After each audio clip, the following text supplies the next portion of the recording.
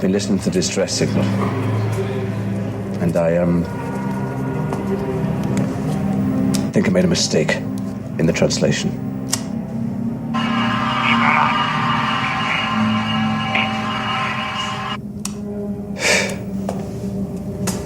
Go on.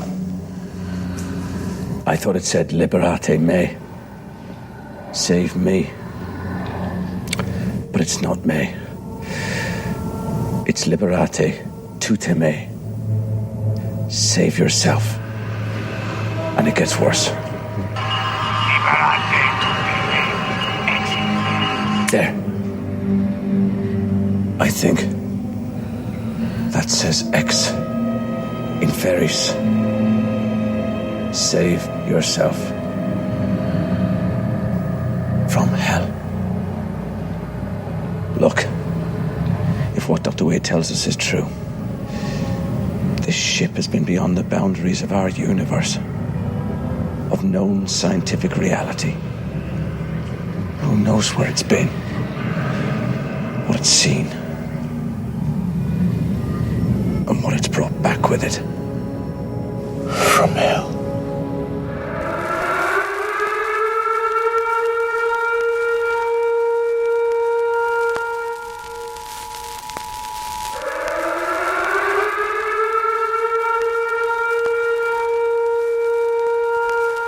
This is the emergency podcast system. This is not a test. Movies are bombing all over the country. They are posing as movies you already know. They may already be in your theaters, your neighbor's home, or even your own. Do not panic. Specialists have been dispatched. They will help you identify these pretenders and defend you against this invasion of the remake. Please stand by for further instructions. Welcome to the Invasion of the Remake podcast. I'm your host, Jason Bishop, and today, where we're going, you won't need eyes to see, because we have plenty of earballs here on Invasion of the Remake. And of course, with me today is Trish Coughlin. Hey, everybody. And Sam Stepanenko. How are you? I am doing very well. I made it through the void. Yes. Yeah, we are talking about the sci-fi horror flick Event Horizon from 1997, directed by Paul W.S. Anderson. Yeah, that one. Mm-hmm. You got to be specific about your Paul Andersons these days. You really yes, you do. They are all very different filmmakers. Very different. This film was written by Philip Eisner, who wrote Mutant Chronicles and Firestarter 2, which... Not a good pedigree. Not a good pedigree. No. And Firestarter 2 is kind of good, dumb fun. Yeah, and Paul W.S. Anderson, he did... I mean, it's not the greatest resume either. Mortal Kombat, the Death Race remake, so... God help us, we're going to have to do this again. Yeah. Resident Evil, and another sci-fi horror flick that I think's a little under the radar that was kind of on par with Event Horizon was Pandorum. Oh, that was really good. A few years ago. And you know what? I'm glad that I didn't go with Ben Foster for my casting because he was in Pandorum. I didn't make the connection, but I'm like, Ben Foster was in Pandorum, which is a very similar movie, so I'm not going to do that. Yeah, when you mentioned Pandorum, I'm like going, was he just trying to do it again? And was like, I know what I did wrong the first time. Well, you know, in 1997, there's a lot of horror elements that did wind up hitting the cutting room floor because it was a very different world in 1997. His original cut got the dreaded NC-17? NC-17, Yeah. that's the one. NC-17, so they had to cut that down to an R. So a lot of the horror, like the really gory stuff, actually wound up in the cutting room floor. Well, And that makes unfortunately, most of that, this is kind of pre-storage of this stuff, thinking about director's cuts and that sort of thing. Mm-hmm. So most of it's kind of lost to time, and what has been recovered has been unrestorable. So it's a little sad and disappointing. I mean, I think that it probably worked out for the best because this film is really tight and concise. Mm-hmm. I think if you add too much extra footage, it would become maybe sloppy feeling. Oh, there's some scary shit that hit the cutting room floor that would have been awesome. We're now in a world where the Evil Dead remake makes people pass out and throw up. So Wimps. Yeah, exactly. I've seen it like 3 times. Yeah, and I mean, it's sort of the gore. It depends if you know you're in a horror movie and there's a lot of gore, it's fine. I think sometimes it's sort of when it seems to be like romantic, like when it's like pornographic in a way, like when it looks with that eye, that can be grosser than what's actually happening. Yeah, we're talking about you, Hostel. Yes. Exactly. Now, when I saw this, I might have even seen this in the theater with you, but... No, because I remember the first time I saw this was on DVD. Okay, well, I'm pretty sure I had seen it in the theater, and then I had eventually owned it on VHS, which eventually went away and had to replace. But so I've seen this a few times, and always in the back of my mind, I'm like, this looks like the Event Horizon, the ship itself, feels like the inside of a puzzle box from Hellraiser. And I was going to make a Hellraiser reference myself. And when I watched the special features, that was exactly his reference. I can imagine, because Hellraiser Bloodline came out the year before, too, on top of it. Still better than Hellraiser in Space, though. I wrote down... That is Hellraiser in Space. Hellraiser meets Yeah. Mouth of Madness in Space. And I was thinking Mouth of Madness as well. There you The Sam go. Neill connection, right? Yeah. Yeah. Yeah, poor Sam Neill. Every time he was in a horror movie, he did horribly. It's funny, because he was really good. I really enjoyed his performance in this. But, It's wonderful. and much like other directors told Paul W.S. Anderson on this film, don't worry about it right now. In 15 years, people will really love this film. And it's true. It's become a cult classic, much like In the Mouth of Madness. Yep. And I remember when that one came out, and everybody hated it. I remember one of our friends loathed it. Yeah, I mean, I think you guys went to the screener. Yeah. And he came home, and because we were roommates at the time, and he's like, I fucking hated that movie. And then you looked at me, and I'm like, it was awesome. I bought that movie, too. Yes, yeah. I did not trust this friend's particular taste in movies. There's those friends where you're like, no. Like, if they're like, I love this movie, you're like, I'm never watching I that. love like getting our gang together because it's always like split down the middle. Yeah. And if it's Nice. Sam and I love it, there's at least two other people in the room that don't. Awesome. And generally, their favorite movies are movies where like, really, you actually like that movie, let alone love it. Yeah. Wow. I remember So can we do some of those on this podcast? Session 9 was one of those movies. Yeah. I don't think you were there for Session 9, but a couple friends had come to visit me in Vancouver while I was going through film school. So sitting in there watching it, and man, I remember our friend John just loathed it. Yes. And I loved it. I don't think Tyler liked it either, but No, he didn't. I remember because they came back. and so we're still talking about it. And bitched about that movie. As soon as the rest of us got together, it was like, wow, they just tore into it. Neither of them liked it very much. Yeah, I think Tyler and it's has still well liked within the horror community. So I was right. Yeah, I would say you're right. Yeah. You know, and that one is one where I really enjoyed it, but I think, again, when you're talking about like this movie, if it had gone like a little further, like Session 9, I would have liked to have seen kind of more stuff in that. And I think it was missing a few beats that would have just been exquisite. I get the feeling you're chomping at the bit to remake this thing. A little bit, but I mean, I enjoy this movie. I really do. Yeah. As I was watching it, and my first impression was, wow, this movie's much better than I remember. Because the first time I watched it, I don't think I truly enjoyed it. I didn't really appreciate it. But the second watching, I'm like, holy shit, this is a really good, well put together movie. There are parts that are dated.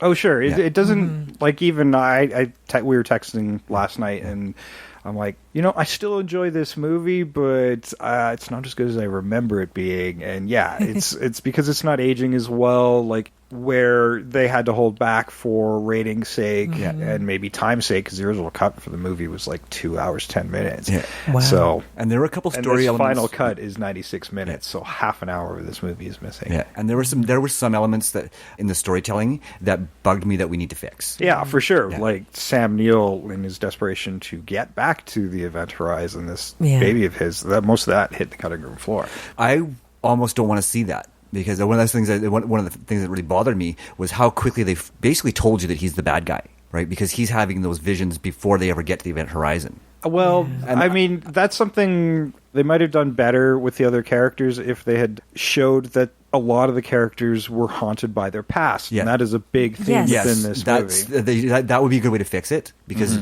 him coming out of the pod there and after having that vision just really told you right off the bat that he's going to be the bad guy. He's going to be the bad guy. Yeah. And that was disappointing to me. It's like, way to give away your reveal. No, I totally agree. Now, we're talking about horror movies all month long here on Invasion of the Remake as part of the All the Horror specials that happen daily in October. We're just a small part of that. If you want to check out all the other podcasts that are involved with All the Horror, check out hashtag All the Horror on Twitter and All the Horror 18 to see what's dropping next and what you need to catch up on as well. Mm-hmm.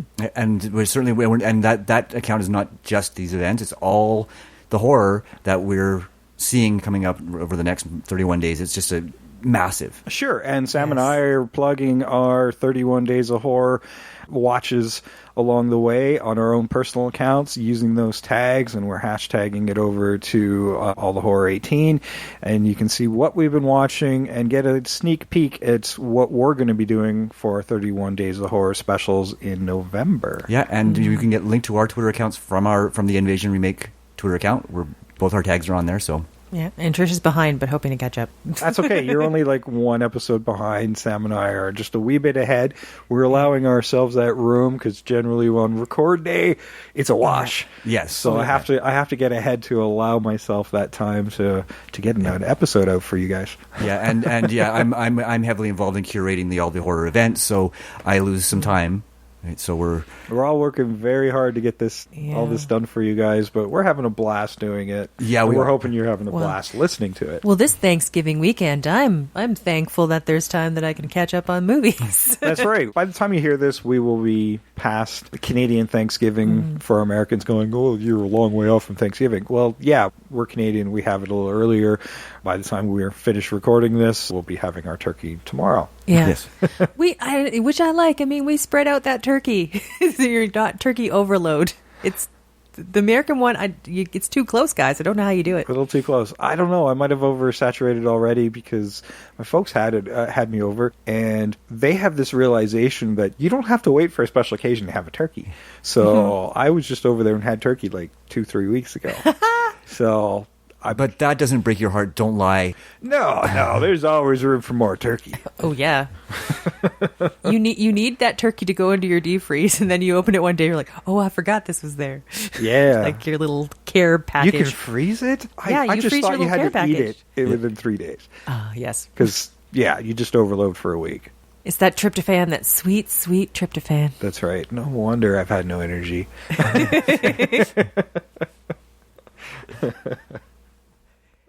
Okay, Event Horizon. We'll get to the trailer here momentarily. This stars Lawrence Fishburne, who we've talked about, and one day you guys will remember. I got it. It's episode 120, and I forgot the name of it. Damn it. You're right. Assault on Precinct 13. I'm so proud. But wait, I've got another connection. I'm wondering if you got it.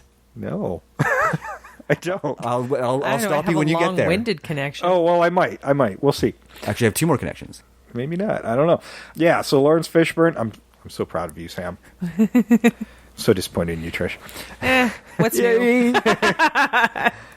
You know what? If I start really overachieving, you're just going to expect it all the time. I will. It's true. But it becomes habitual, right? True. My influence from work-life imbalance. Yes. Thanks, Derek and Frank. Sam Neill from Jurassic Park, who we've talked about. You want to say something? No. I don't think we have talked about Sam Neill. We have before. not, but there is a loose connection to last week's episode because he plays Damien Omen in The Omen 3. Yes, he does. Okay. That is a loose connection I did not make, but I will. But that's not the one I'm really going to surprise you with. Okay. Ooh. Okay, Kathleen Quinlan, who plays Peters the Med Tech from Hills Have Eyes and Apollo 13. Joey Richardson from Maggie and the Girl with the Dragon Tattoo. Richard T. Go back. That's the one. That's the one? That's the one. Our most popular fucking episode. Episode 103, 101 Dalmatians. She plays his wife. Oh, I totally botched that one. Good for you, Sam. See, I did my research this week. I'm just beyond proud. Yeah, I can see. You should see the tear. He has a tear of pride. It's so exciting. It's just allergies. This is an emotional moment. Don't get over it. That's okay because it's probably only ever going to happen once. So really, there's snow outside. This is an allergy season. What are you talking about, Jason? Fine. It's Pride. Richard T. Jones, who plays Cooper, Godzilla, the Rookie television series. Yeah. Jack Noseworthy plays Justin. He was in Alive. Yeah. So, if you get hungry, eat your neighbor. Wasn't he also in that one where it's Kurt Russell and the trucker kidnaps his wife? Switchback? No, Switchback is Dennis Quaid and the other guy. That's not the same one. I know what you're talking about. I can't remember the name of it, though. That's what I remember him from most of the time, because he's... Jason Isaacs is DJ, popular from Harry Potter, and currently on Star Trek Discovery as the captain. Yeah. Sean Pertwee, who you can see currently on Gotham as Alfred. Peter Marinker, who was John Kilpatrick. He was the captain of the Event Horizon in Eclipse. And he was in Judge Dredd. Holly Chant doesn't have much to her cred, but I thought she was pretty good in this, and you can see her in Dogville. And to round out the cast, and literally, this is everybody, by the way, Barclay Wright, who plays the kid, Denny Peters, and Noah Huntley, who plays the Burning Man. Ooh. I didn't cast that guy. I didn't either. He was the only one I don't think I cast. Yeah, I didn't. Once we got the ones, he's a special effect. Yeah, pretty much. But yeah, no, I only cast the actual people who were on the ship's crew. We'll get there. I kind of fell down the rabbit hole because my casting happened so quickly. I'm like, I might as well do these last two. I struggled with the casting. No, mine happened fairly quickly. Like within, I don't know, probably within the first 20 minutes of the movie, things were starting to fall into place already. Mine wasn't too bad. It was I was struggled with a little bit. Like some of the secondary characters, it was weird. Those came really quick. The main upper level characters that I had trouble with. Well, I look forward to getting to that. But first, let's listen to the trailer, and I'm going to follow that with a special guest on this show. Yeah, we got the guests back, and Nick from Epic Film Guy is going to give his thoughts about the film before we break into ours.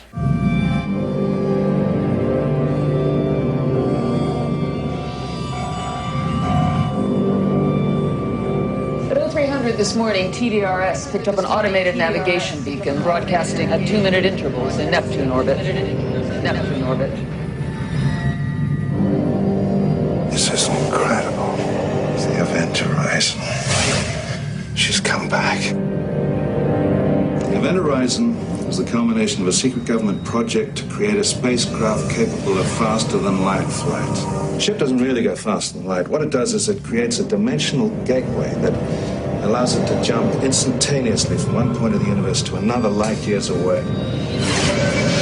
Where's she been for the last 7 years, Doctor? That's what we're here to find out. After 7 years in deep space. There were 18 people on board this ship when it disappeared. I want them all accounted for. Opening outer door. It came back, abandoned. Any crew? Negative. This place is a tomb. But it didn't come back alone. Captain Miller! I've got some problems here! This ship has been beyond the boundaries of our universe. Who knows where it's been? And what it's brought back with it. Did you hear that? What is it? The ship is reacting to us and the reactions are getting stronger. What are you telling me? That this ship is alive? I have such wonderful things to show you. Oh my God! It knows my secrets. It knows my fears.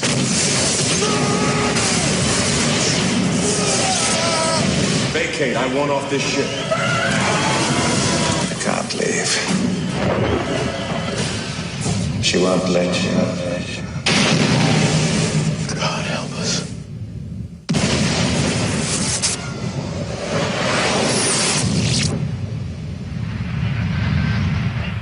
What is up, everyone? This is Epic Film Guy Nick, checking in with a brief blurb on my thoughts on Event Horizon. I could sum it up in just a few words. It's a bag of ass. Now, I had never seen this film. So when Invasion of the Remake was doing this, I was like, oh my God, I've got to do this. I absolutely had to do it because I've never seen it. And I always hear about how great it is. I will say that there's some really visually interesting stuff in the film. I think the performances are good. You've got really great caliber actors in here like Sam Neill and Lawrence Fishburne and even Lucius Malfoy himself, Jason Isaac showing up in this bad boy. I think the problem with the film is it takes too long to get going, and it kind of leaves its most interesting and accessible kind of plot device on the floor. Like I thought, and the way that I kind of thought about it, the first 2/3 of the film was that they were all hallucinating this. So we're going to get to the end and we're going to find out that nothing was happening to them all along. It was just like space dementia or whatever playing tricks on them. And everything that had happened in the film was just going to be a result of that. Not that there's this whole other hell dimension where the ship went to, and now we're going to go back there. Well, then take me back there. I'd love to see that imagery. That would probably be really great. Oh, no, we're not going to do that. Never mind. Like, that to me is a huge cop-out. It's like, yeah, we can show you this whole huge thing, and it's really cool. I was making fun of it last night when I was watching it, because you have Coop in it, who is very much the kind of stereotypical black guy in a horror movie, just as the comic relief. But I love that they subverted that trope and that they didn't kill him. And in fact, he's like the one that saves the day. The scene of him, he's floating out in space and he's been blown away from the thing. He's got to get back. So he blows his air tank. And he's like flying through space like Superman. I died laughing. I was on the floor. I think there's some really great makeup in this. I think there's some really great effects in this film. I don't want to take that kind of stuff away from it. But to me, the whole hook of the ship went to an alternate dimension and now it's back. Like to me was just like it would have been really, really great if that would have been the idea from the get-go. And then here's the thing. If this is Sam Neill's whole purpose, if this is Dr. Weir's whole purpose, and I just kept calling him Dr. Grant because it's Sam Neill, but if this is Dr. Weir's entire purpose, to just get the Event Horizon and take it back to the hell dimension, why didn't he just do it when he gets on the ship? Why didn't he just do it at any other time during the film when nobody else would have known about it? Literally ever. He could have been off doing that while everyone else was concerned about Jason or any number of other times in the film, because he was clearly under the influence of the gravity goo or what. Come on. It's just, I mean, you know what? Maybe if I had seen it when it first came out, or maybe if I had seen it back in the day when I was younger or whatever, I wouldn't have cared as much, but it's just aggressively dumb. And I hate it when movies are aggressively dumb. It has characters, like these characters belong in one of Ridley Scott's like Prometheus sequels. That's how dumb these characters are. They make literally the stupidest decisions of all time. Oh, here's this floating wall of black goo. Let me shove my hand into it.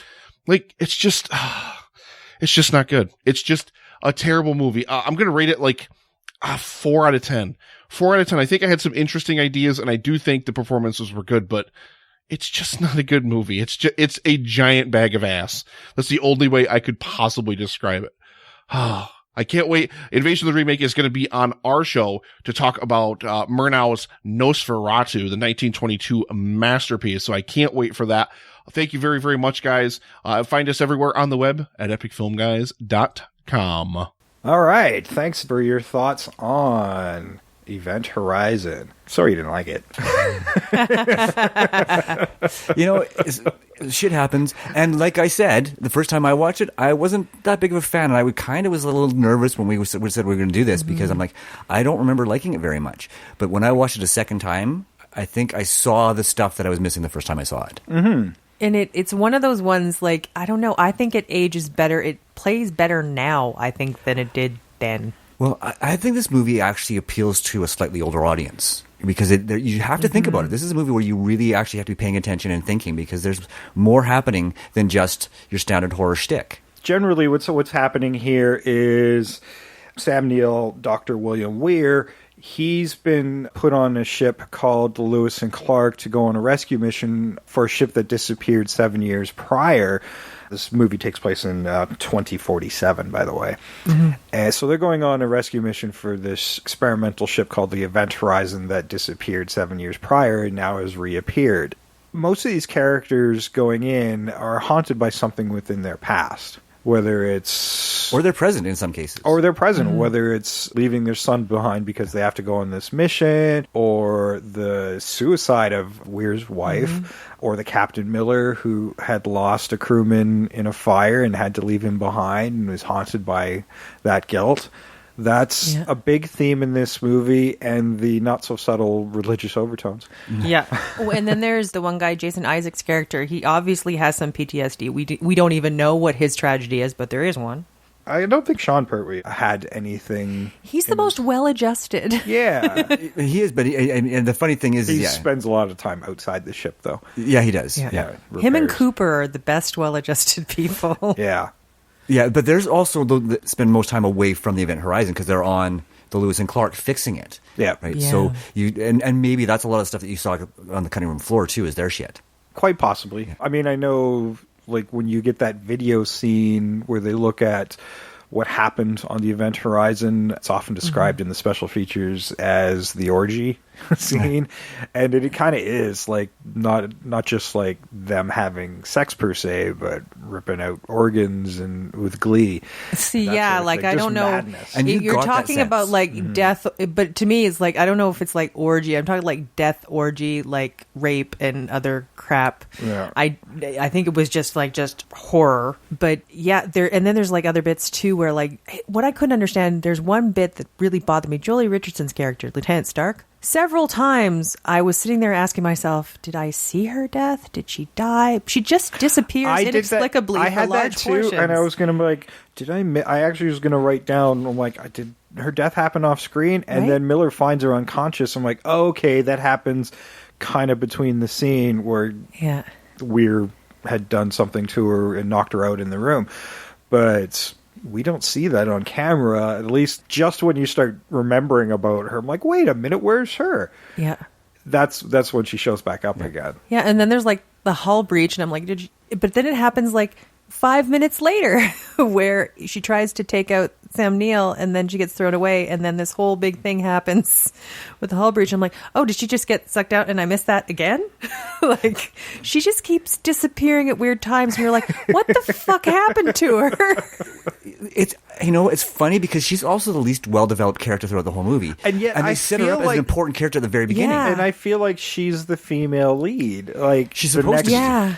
And they keep cutting her, or she keeps dropping out of the film, and she does wind up being one of the survivors. But does she? Well, I mean, you've got that questionable ending, yeah. Which I like. I always love the questionable ending. Yeah, going into the Prodigy for some reason. But it's, yeah, you're right. Like, I'm guessing when you talk about 30 minutes cut out, I think a significant portion was part of what happened with her. Yeah, because you don't really get to see any of her sort of nightmare sequences at all. She kind of pops in momentarily and then disappears again, then pops in and then disappears again. Yeah. And it actually ended up being the other female lead who got more screen time. Yeah. Kathleen Quinlan, she has the more personal things going on. Miller even makes a mention, like, and it's kind of a weak setup, but like, I'm sorry I couldn't get you off of this assignment. I know you wanted to be with your son at this time, and talks about custody and whatnot. Well, I'll get him in the summer, and that's fine. But it's not fine. You died, so no, you won't. No. Yeah. But it's even not fine. That's why she has the nightmare she does. Yeah.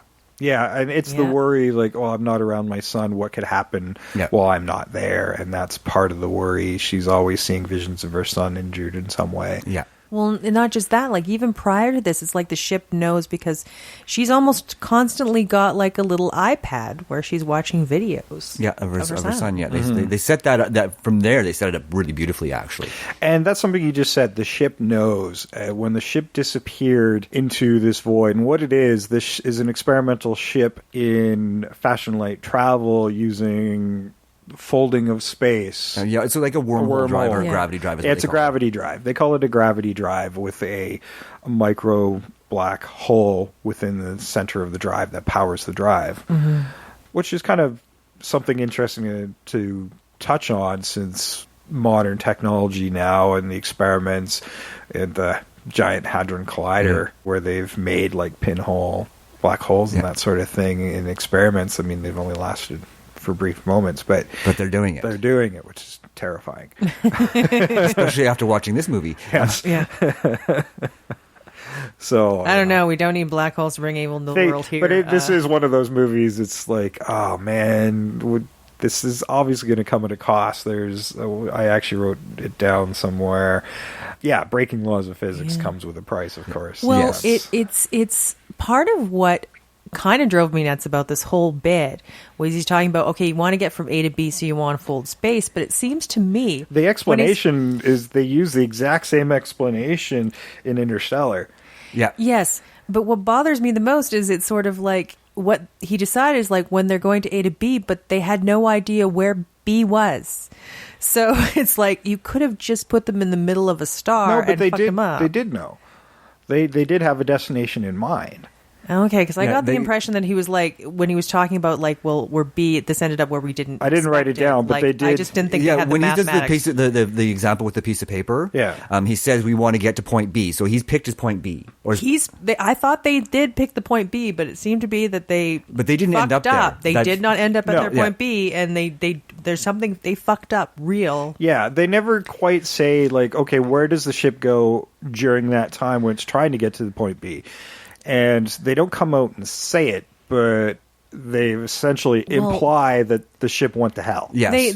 Doesn't he also say like it's going to the ends of the universe? Like that's a pretty vague B. Yeah. Like I'm guessing that's what I'm saying. I seem to remember I'm pretty sure they actually named a point, but it doesn't matter because we're not going there. Yeah, they never end up there. They never end up there, yeah. But he does suggest that they can pick their destination, but the experiment didn't work and it didn't get to the intended destination. It disappeared instead. And then entering this void drove everybody mad. Yes. Yeah, see, I must have been the cut I watched because I don't think it was made clear that they chose I'm sure we watched the same cut. That didn't resonate with you. Yeah. No, it sounded to me like they didn't really have a B. And it was, it was a pretty brief explanation. It was kind of so if you looked away, you would have missed it anyhow.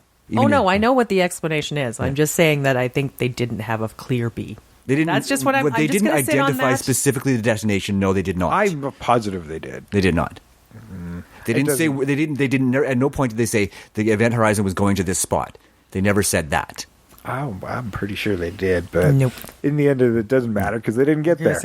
Ultimately, that's right. Ultimately, but maybe that's why they don't say it because it didn't matter. They didn't get there. Yeah. True, but I mean, it when we're talking about like, yes, it doesn't matter within the context of the movie, but for the character, it should matter that he's like, yeah, we don't know why it didn't end up there. Yeah, like I would like that part of it to be the character. Well, and I think a lot of Sam Neill, like the explanation of why he's so desperate to get back to the event horizon, because we've seen little pieces of his memories of his wife, and I thought there was going to be something where she was actually on the event horizon. Like I'd seen this movie, but I'd forgotten a lot of detail. Yeah. And I thought there was going to be some reveal that she was one of the people lost on the event horizon. Which would be awesome. Yeah, but no. She just commits suicide. Because he's gone all the time. He's gone all the time. Yeah, but I think, and this is the other way I would do it, is let her commit suicide, but because he's gone mad from his interaction with the gravity drive. Now, what I would have her being involved within the experiment before it becomes a full-blown drive. Yeah. So they haven't entered in there, but it's still, she's working a lot closer to the engine than he is. Yes. And something snapped, it's driven something and broken something in her. Yeah. On Earth during the experiments in the initial phases. And that's what's driven her to suicidal tendencies, because whatever that evil that's seeping through has already affected her even on Earth. And I would like to have it too, where it's just, she's doing it, she's like going, it's this guilt. She's like, oh my God, what have I unleashed? Yeah. I'm a horrible person, and before I can finish this, I have to die. And I'm sure should have been some arguments between the two about what they're doing. And that would have made the context work a lot better. Yes. Because, I mean, if he's really been affected by this already, those moments where he says, I'm sorry I wasn't there for you at the end, I'm sorry I didn't support you, I'm sorry I was so focused on my work, that kind of doesn't make sense anymore when you get to the end. Because if he's already that possessed by the event horizon and the portal within it, he's not going to give a shit about what happened to her. Right. You are correct. Yeah. And so you have to fix that somehow. Yeah, well, I mean, part of me also wants to drop the religious aspects of this movie as well. Well, I like the idea. It's like it is another dimension. Like, I don't want it to be like, it's like, well, maybe I like kind of like the concept that like it's not a hell thing where like if you're just a bad person you'll end up there. It's just another dimension where you could just fucking end up. Yeah, I mean, the original screenplay had it with aliens and that sort of thing. I still like it being this kind of presence. Like, if the ship went in as a ship and came out alive, I want to see a little bit more of that. Maybe some, because there's growths within the ship. Let's see this organic thing that's become part of the ship and treat it like an alien per se. Like this, it's not a case of evil so much as this new life form that has no sense of what's right or wrong by human standards. It's just a thing that with new toys that are within it. Well, and make it less about being a physical place, but instead a place that's in people's heads. Yeah, well, and I like the idea of some foreign influence doing it. Yeah. And we can still get into their heads because I think that's a very important aspect of this movie and where the horror comes from.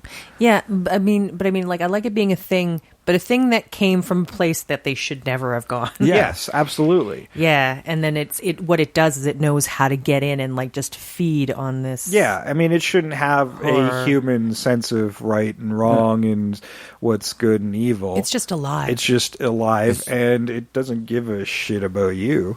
Yeah. Exactly, and somehow it affects the darkest part of your mind. Yeah. Right, and it touches your fears and your... If you're going to change it, let's just change it into something a little different, but it still can work within the parameters of what's been set here. Exactly. Yeah, and I love the idea of the idea of the wormhole created by the gravity drive. Yeah. So you set it up so that it literally touches everything every time you go through it, and that's how they end up with this thing. Yeah. I mean, I'm sorry. Is it necessary that this ship looks like it was designed by Clive Barker? I'm like, this is the most uninviting ship I have ever seen. The hallway that looks like a meat grinder. I'm like, even when they built that set, people couldn't walk through it because they'd get disoriented. I can imagine. This is not a ship you could do.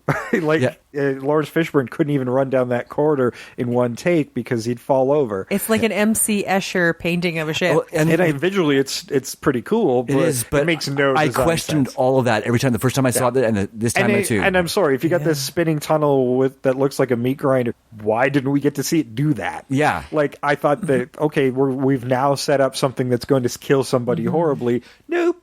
And maybe that's one of the ones things that ended up on the cutting room floor.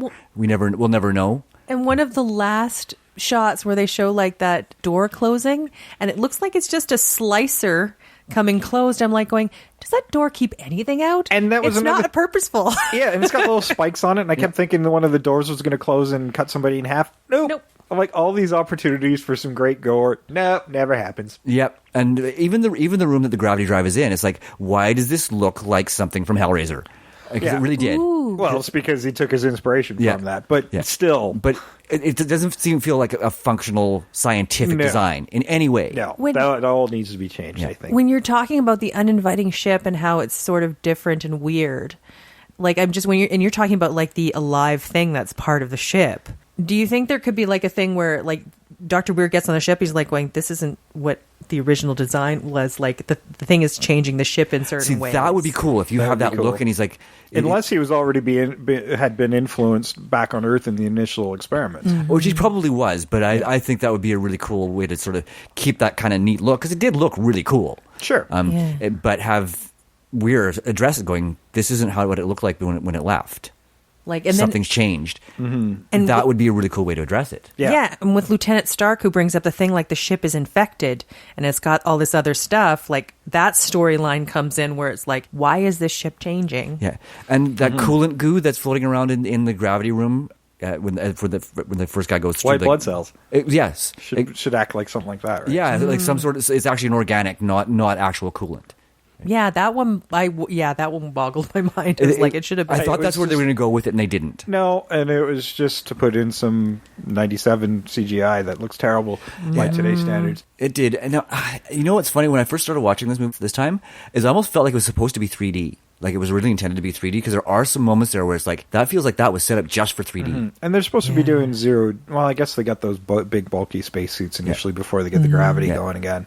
Yeah. it's a bit frustrating in that regard. Yeah, and that's why it's sort of ripe to be looked at. Yeah, by us anyhow. Yeah, there was so much there. This movie has really, I think, incredible concepts.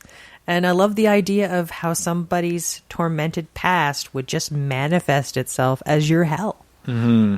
And the performances were excellent by every single actor in the movie too. Yeah. I mean, there's some big names in there. They've went on to some big things after this movie. I would like because when I said a little more organic in places, like I would like to see the ship actually growing these things, like faces within the walls as it's manifesting the Doctor's son or the Burning Man or whatever. I mean, obviously I think we can change the horror in this by today's standards to make it a little more horrific now, but we could have these shades before it gets really serious. You can see these things undulating in and out of the wall as part of people's, what they think is part of a psychosis they're having on the ship. Oh, I like where you're going with that. And I can figure out how we can make it so the reason that this organic entity really draws on these dark memories is because of the power of a dark memory, of a fear, right? Because fears are so powerful, and it draws on those. I mean, it's like kind of like the vampirism thing, right? Where it draws on the darkest energies. So, and that's why, and then as it's drawing them in, that's why it manifests them. It's like it's absorbing them, but it also projects them. I would like sort of it to be sort of relegated where they sort of find this out, where it's like the ship is, they were trying to like repair parts of the ship, and they're like, it has power, but there's no reason why it has power here. We don't know why we don't know where it's getting power from. Yeah. I mean, when they do initial scan of the ship, the whole ship kind of feels alive to their computers, and they can't isolate any actual life forms. And I think that's really cool, and that's another thing they don't really run with. There's so many little ideas that I think work really well on this thing on a science fiction front that they don't get to develop as much as they should. Yeah, they put it in a science fiction setting, but then just made it a horror movie. Yeah. Yeah, and it's like they do hints of things. Like I remember there's one part where Lawrence Fishburne just leans his head against like this one part of the ship's hull, and then he has that fiery memory of the person dying, and then he pulls his head back, and I'm like, but then we just kind of let that go, and nothing happens. I mean, with technically, the way this movie's set up, you don't need it to be on a spaceship at all. Like, you could set it in a more modern setting as they're developing this technology, this folded space technology, and you could just do it like, okay, we broke Earth orbit, let's try and come back.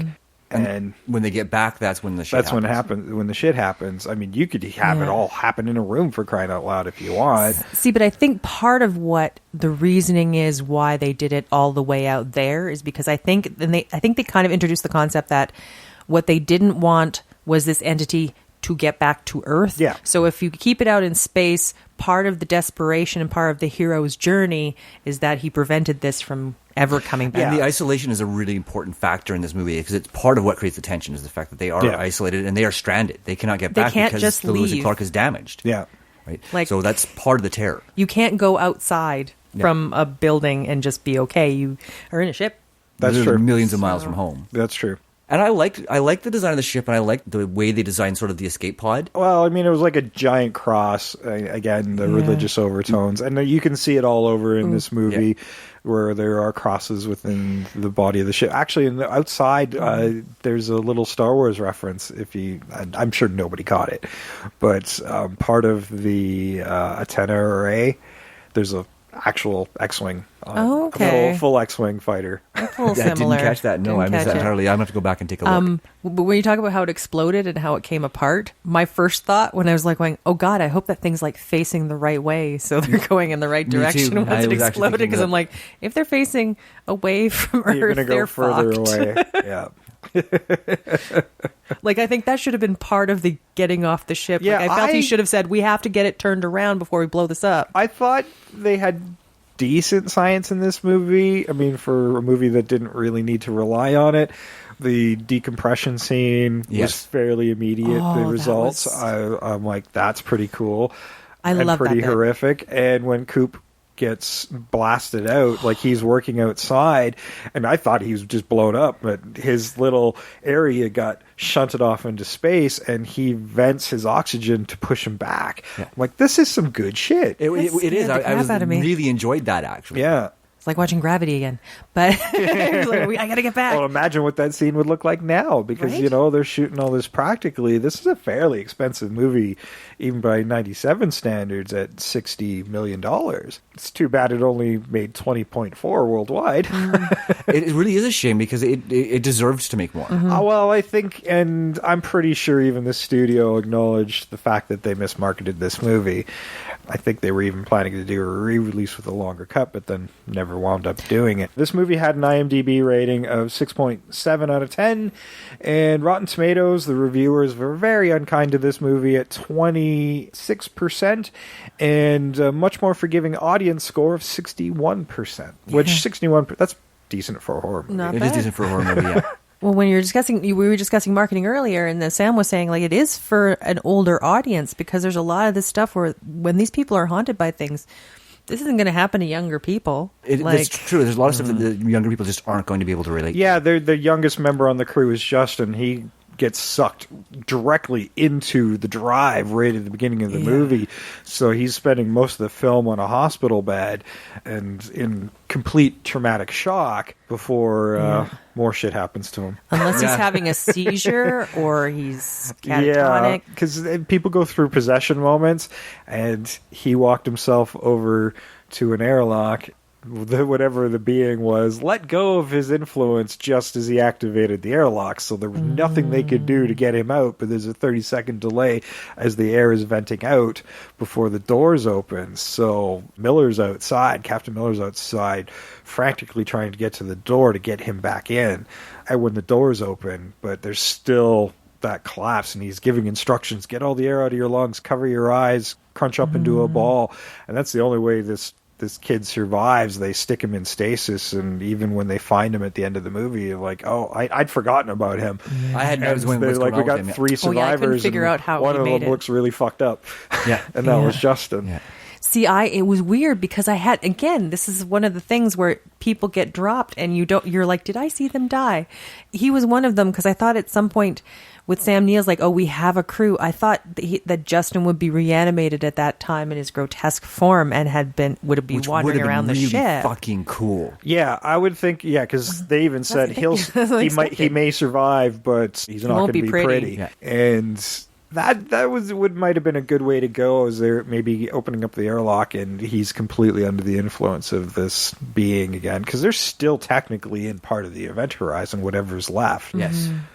Right. Yeah, and I think where Trish was going is he comes out of stasis and during these sort of end moments as almost like a servant of Dr. Weir. Yeah, well, which is weird, because you figure whatever this being would have direct influence on him, because he was right inside the drive. Yeah. Even Weir didn't do that, but Weir had his body destroyed and then regrown.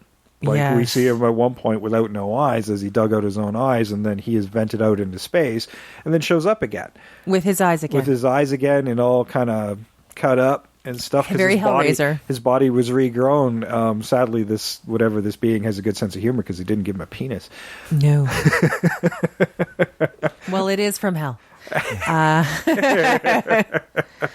Where you're going, you don't need a penis. Which could be a very reasonable thing. It's a very reasonable argument. Actually, this is not the best point for me to bring this up, but something that made me laugh when I was watching it is when that first scene where Sam Neill's walking around in his shorts, getting ready to go into the stasis chambers. I laughed so hard because you see him sucking in his gut. He's like, I don't want to look fat on screen. I don't want to look fat on screen. And I because it was it's so... not like he was out of shape even No. then, but it was It's not a known as a Hollywood buff movie. dude. Exactly, but yeah, just that bit. I'm like, it was so apparent. I'm like, I had to mention it. Yep. It's okay, Sam. It's okay. We love you. But then then they had, he's like, are you claustrophobic? And they did nothing with it. Yeah, initially they said something with that, and they could have done something with that as well, especially if that's a fear. Yeah. Right? If before he's possessed, that playing on that fear. But then he crawls into tight spaces and nothing. So Why mention that if you're not going to use it? Right. Yeah, exactly. Yeah, so many. It's like there are a lot of missed opportunities in this movie. Yeah. Dangled carrots and nothing happening. Yes, I felt that a lot. Like, oh man, there's so much more opportunity for gore here, and that was a case of not wanting that NC-17. But with Jason Isaac's death, the original scene of that was supposed to be a lot gorier. Like, he's hung and then sliced open as his insides are left on the table. Yeah. But initially, grossed me in the original cut, Fishburne finds him, and there's still intestines hanging out, and he's still alive. Ooh. And then Fishburne has to shoot him in the head to put him out of his misery. See, I'm a little disappointed they weren't able to keep that in, because that feeds really well into Miller's story. Yeah. Yes. Yeah. Well, here's again, he can't save somebody. Yeah. That's the other thing too. Like, we mentioned gore a lot, like for like kind of getting more gore into it, but there's actually like a really good portion of it. What you could do with it has no gore, just like this fear, this overwhelming fear, and like really moments of like pathos that's also very scary. With just simple moments with these people if we get into their backstories. And that's a little more backstory on the some of these other characters would have been nice, because we do get backstory on the Kathleen Quinlan character A bit, yeah. a bit, A little bit on Miller. and that's pretty much it. Yeah. Because DJ doesn't, he has a secret, but he never really tells you what it is. Yeah. The pilot, I'm sorry, I'm terrible with names as usual. Stark? Stark, yeah. Stark. He seems well sure. adjusted. Well, Stark was a she. Yeah, sorry. and Smith. Smith, yeah, because Stark had no backstory at all. No. She was like the invisible character. But Smith was set up to be really kind of interesting, because He's like the irreverent. Yeah, he's the cocky workhorse. Yeah. Yeah. Right. But they didn't really do anything with him. No. And Cooper was just a smart ass. They didn't, I don't know. They're like, hey, we got a smart black guy. Yay. Yeah, that was about it. They were poor working guy. with archetypes, unfortunately. Yeah. Yeah, and they could have done something with him as well. Like, why? Because I couldn't figure out, with all of them, I can sort of get why they were on this ship and going, but with him, I had no idea. And that's they reference that in the movie. It's like, well, he's a rescue technician, right? But which means basically he's the guy who is on backup, is the way they kind of played him, right? And he's the one who goes out and fixes the things when they're broken. And you can do more with that. Yeah. Like, again, like when they're talking about like how they didn't really establish stuff, like I didn't get a good impression of that. The two people that we don't get backstories for or are haunted by anything are the ones that survive. Yeah. So, And that's telling. But They could have done something. yeah, but if you're going to have them survive, give a shit. Yeah. Right? Yeah, that's what I'm. That was my point. I'm like, make us give a shit, but also maybe their backstory is a clue as to why they survive. Yeah. exactly. Yeah, that's where I was going too. And Jay mentioned it. Like, you picked up on my vibe again, or we picked up on each other's vibes again. We're all together. Yeah. We have the hive mind of the Event Horizon. Well, I think we all agree on where the faults are in this movie, and I think we have a little bit of an idea of where we want to go as a remake. We still want to keep it in space. We change the ship a little more organic. I think they've already done the religious overtones in this one. We don't need to do that. Again, it's their impression of what hell should be. Maybe you're convincing a foreign body that it is Satan or some form of eldritch horror demon thing that's possessing the Event Horizon. And that would be an interesting idea too. It becomes evil because the crew perceives it as evil. Yeah. So it's living up to their expectations because it's totally everything it does is influenced by what's in their heads. Well, yeah, and because they're dealing with that fear that everybody has of the unknown too, right? So not only they may not even think it's evil, but they're afraid of it. Well, right? And it feeds on that fear. Yeah, that's what it's getting off of it. So if they're afraid of it, it gives them a reason to be afraid. And it could, but it could also be like whatever energy that's put out to it is what it takes in, and it just happens to be fear, and then it like loops and feeds on itself. If they come in like thinking this is goddamn amazing, it probably would have been fine. Like that could be like the realization partway through. They're like, oh, and that our could energies. be a good lesson to our survivors if you're going to loop it around, because it doesn't feel like there's a point to this movie, an overarching theme per se, other than religion and whatnot. Oh, we travel to hell. The hull breach cross. That one, I'm like, why would you? Why you put a window? Just a window, like just a round window. Oh yeah, the whole window. Yeah. When I thought you were talking about the whole breach on the Lewis and Clark, which was also vaguely across. No, yeah, I meant the one at the end. Yeah. The port was which they cut to a lot. Yes. Yeah. So I mean, as I was saying, we need this overarching, I think, theme of it. So our survivors, whatever fears they've had, they've faced and come to term with, and so that's why the ship's not really doing anything to them. Or it's not affecting them. It's I would not say affecting them per se, and maybe it finds them a threat because there's nothing it can feed off of to manipulate them. Or and it's also the other bit too, where they're also very aware. They're like, the ship it doesn't get enough power from them to create the really realistic hallucination, so they can look at it and be like, this is just a hallucination. Oh, you could have a great tension breaker where like Stark sees a mouse. That's what she's afraid of, is mice. Right? And she's like, she had a mouse. And that's her fear. Well, who's going to send a spaceship out into space with mice? But you know what I mean? Like with something like that, like something really innocuous. Oh, well, yeah, maybe it's a lab experiment that's or something really escape. fun. She's afraid of mice, but not of snakes. So if she sees a mouse, she's like, damn it, I wish I had a snake right now. Snake shows up, takes out the mouse, and she's like, yes. Something like that. Go team. Yeah. That's how we do it. But they should make that realization. Oh, there's a weakness here that they can exploit.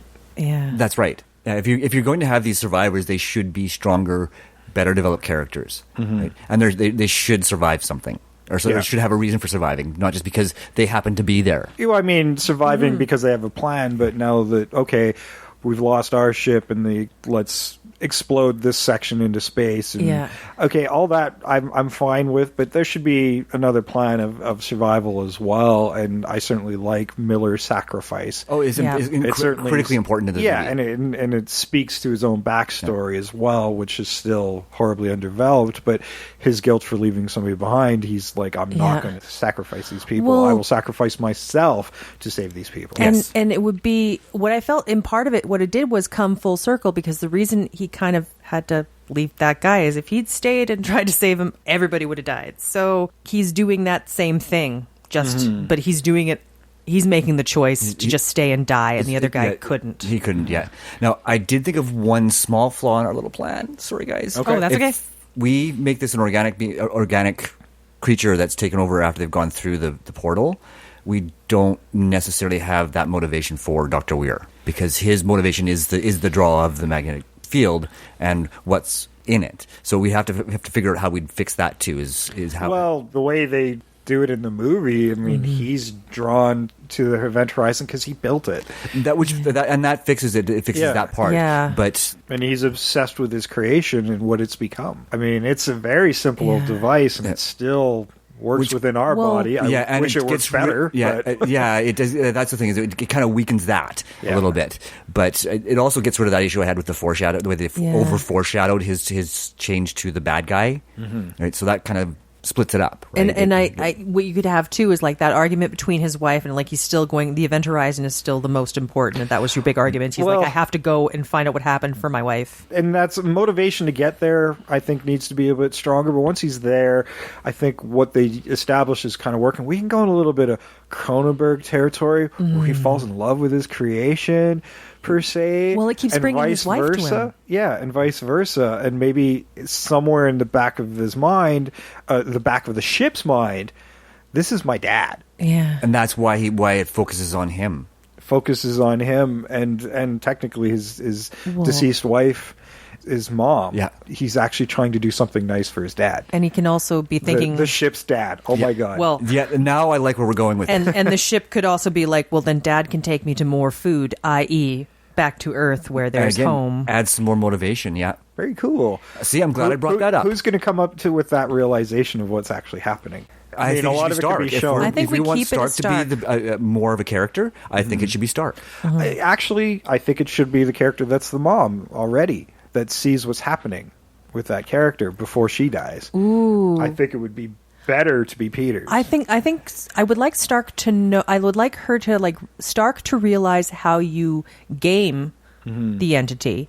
But between Stark and the medic's like, it's like he's in love. Like medic, she's understanding the real, because she also probably has psych training. I'm going to say Lieutenant Stark. I mean, she's kind of the badass of the group. Like, she's the second in command of this ship, and when Miller isn't around, everything falls to her. I mean, she does survive, and she's the one that doesn't have a lot of fears for the ship to draw on. So she's already kind of important in that regard, and you got to keep her in the playing field as well. Yeah, and I mean, if she's going to survive, again, having her be the one who clues into what's going on just feeds that part of the story. Well, I think it's a case of that's a conversation that happens between her and Peters. I like that idea. So she's the last survivor with the knowledge. And she's the one who figures out how to take advantage of it. And I think I would like the relationship between her and the med tech to be like a thing where like the med tech's like going, there's something off with Weir. I'm the psychological person on the ship. I have to pay attention to when you guys are really losing it. He's gone. And like she goes to her, this is the person I know who will do something about it. Like they have a relationship where she trusts her more. Well, yeah, I mean, I hate to do this, but you could go back to the fact that they're the only two women on the ship, so they tend to have that bond, right? I mean, it's tropey and it's misogynistic a little bit, but it's also something that happens. Did you notice like the entire crew were from different English-speaking parts of the world, and gave hints as to what happened within those regions based on the flags on their arms? I missed that. No. Oh no, I didn't see that. Yeah, like there was 53 stars, I think, on Miller's U.S. flag on his uniform.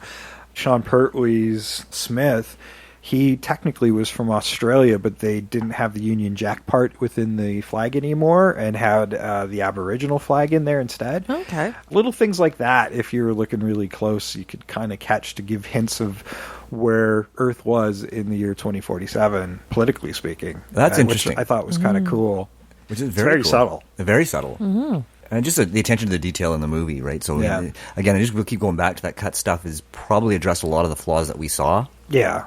And it's weird. Sometimes those little like notes, it just gives you might even just subconsciously look at it. It doesn't look quite right and unsettles you in that weird way you don't realize. Well, this is the point where we would normally start getting into some recasting and come up with maybe a few of our ideas along the way. But we have some guests who are going to do that for us first. And first up, we've got Stork and Peacock from Besotted Geek, and following that, Tony from Flicks X-Rayed, and Frank and Derek from Work, Life, and In Balance. So please go check out their podcasts. Again, that's Besotted Geek, Flicks X-Rayed, and Work, Life, In Balance. Cue the theme song.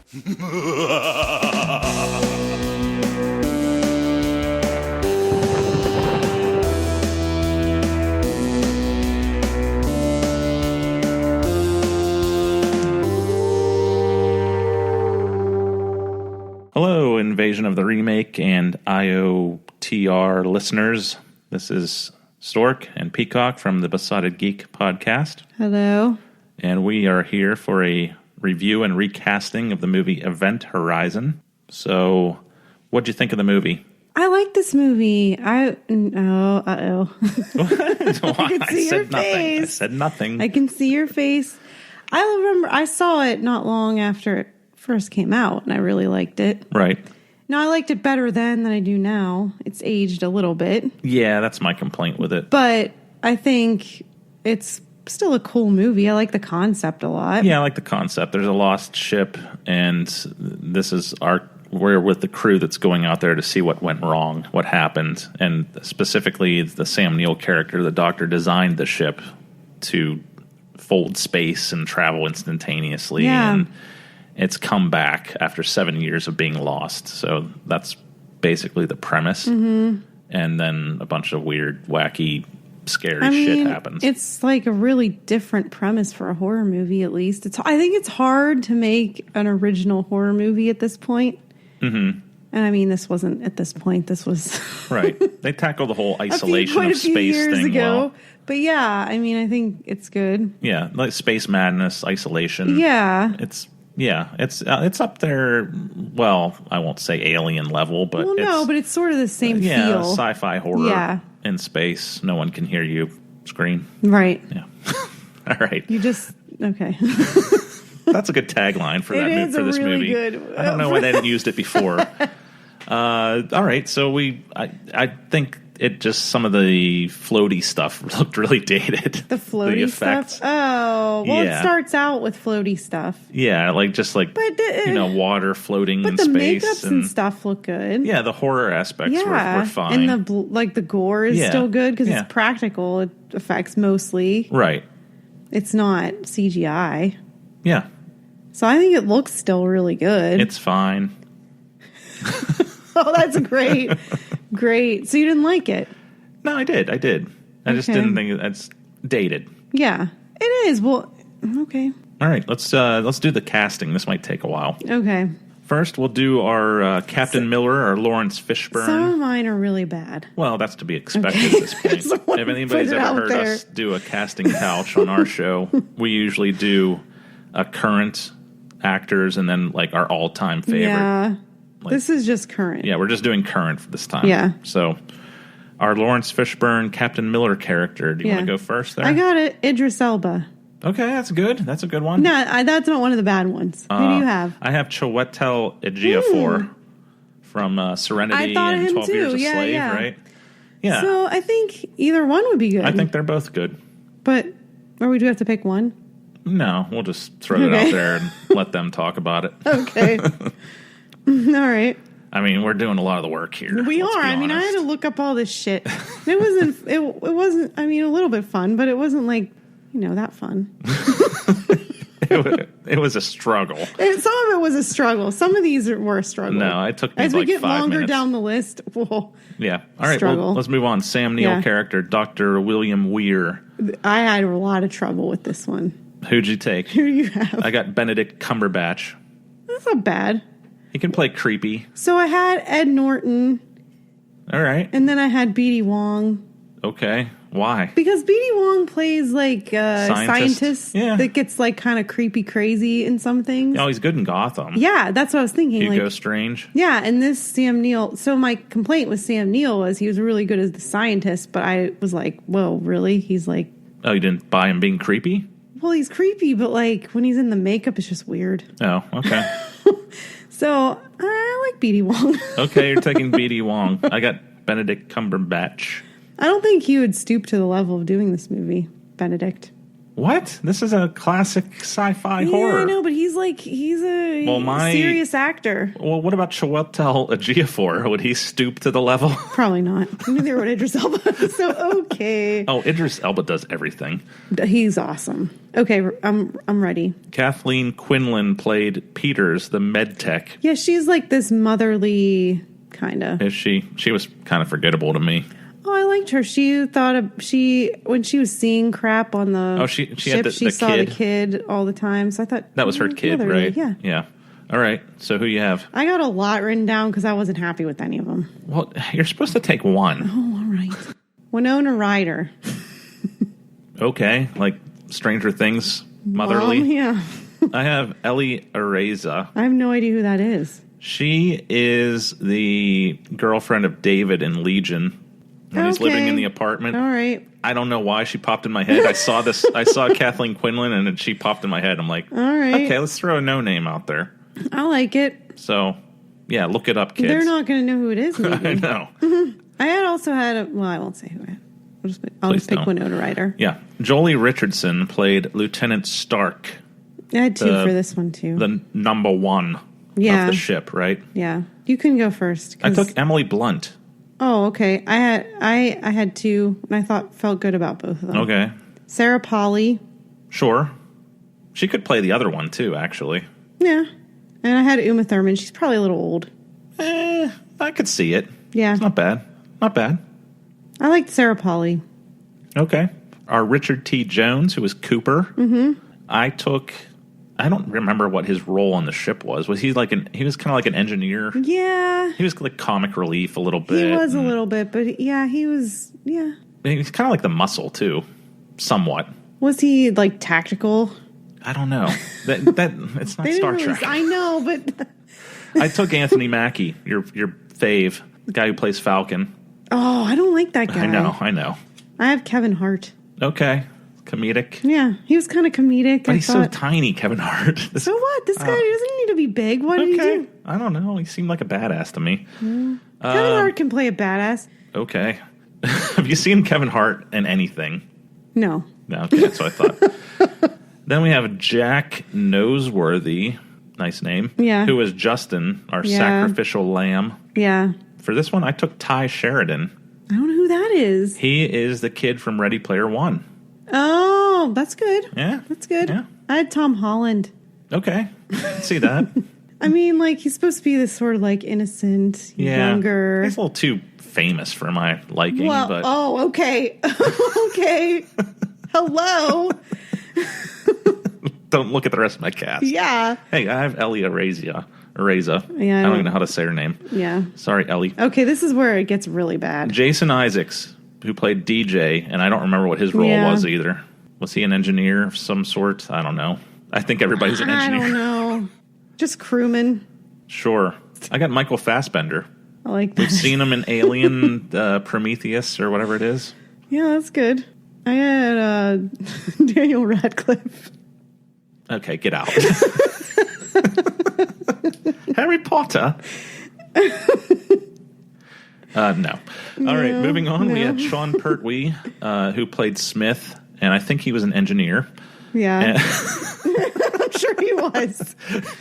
No, he was like a pilot, wasn't he? Yeah, I kind of like so, he drove but didn't he do it? repairs too? Oh, yeah. Some engineer. I took Jason Statham. Whoa. That's big a time. little bit of a tough guy too. Yeah. I have Ewan McGregor. That's not bad. I like Not that. terrible. You know what? James McAvoy would be good too. I had him on a list. He would have been better than Potter for I like it. DJ. All right, so I guess there you go. Invasion of the Remake. You can try and make sense of all this. Good luck. Yeah. And thanks for letting us contribute to the show.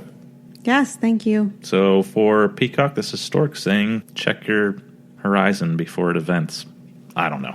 Yeah, you just backed yourself into a corner with that sentence, didn't you? I was curious to see where that would go. I was not disappointed. Hi there, this is Tony from Flicks X-Ray Podcast, and tonight I'm going to be recasting Event Horizon for the Invasion of the Remake.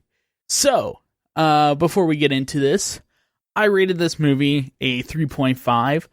Normally I am a lover of movies from this time period, but I just feel like this one is maybe a little bit more nostalgia-filled, and as someone who watched it perhaps a little bit later in life, I'm not as much enjoyment of it, probably because I saw Sunshine, and Sunshine's a better version of Event Horizon, in my opinion. Just because the science is a little bit more sounder in that, as opposed to this, it just feels kind of ridiculous.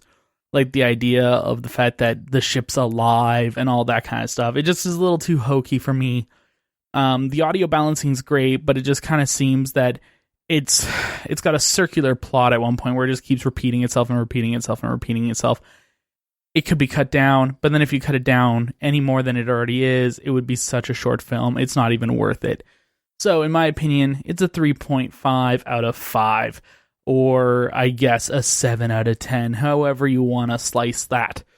Wait, is that a 7? Yeah, that's a 7. My math. It's been a long day. So, anyway, how I would recast this and redo this. The first thing in my books that would need to be changed is you'd need to make the suspense a little bit higher.